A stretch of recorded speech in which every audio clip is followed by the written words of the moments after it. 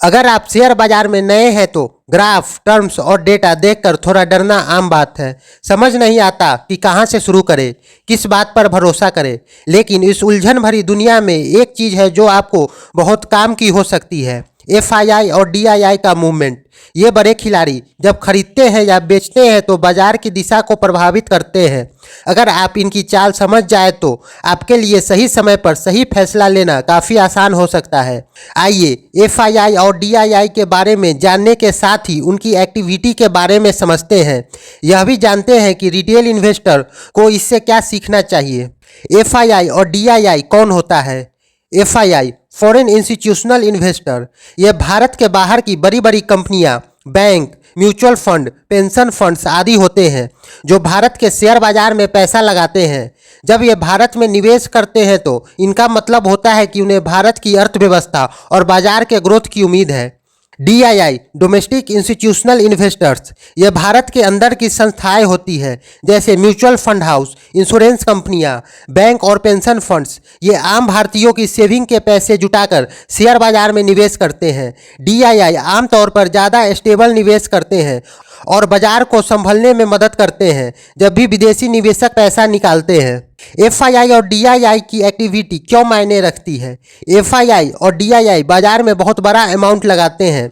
अगर एफआईआई खरीदते हैं तो बाजार ऊपर जाता है और अगर बेचते हैं तो बाजार में गिरावट आ सकती है।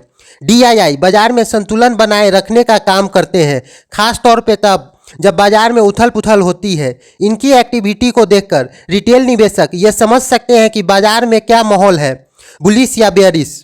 एफआईआई और डीआईआई की गतिविधियां कैसे ट्रैक करें?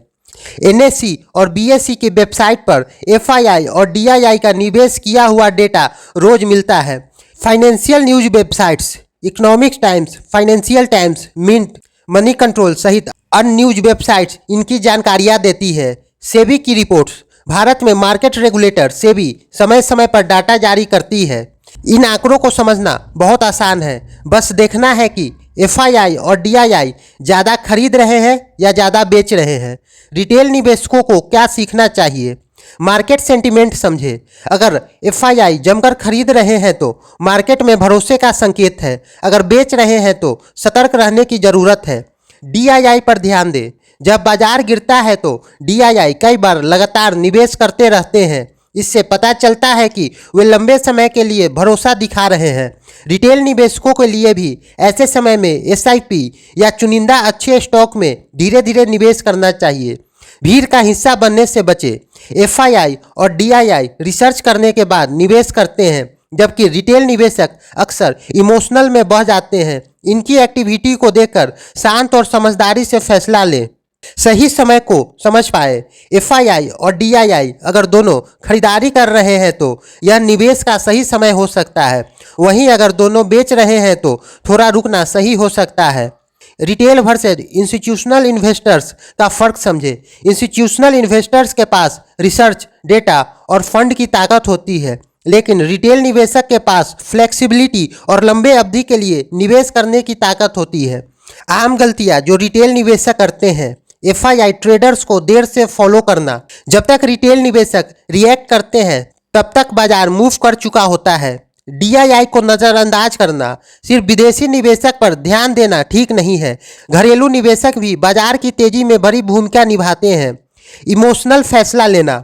थोड़ी गिरावट देखकर डर जाना और नुकसान में बेच देना नुकसानदायक हो सकता है।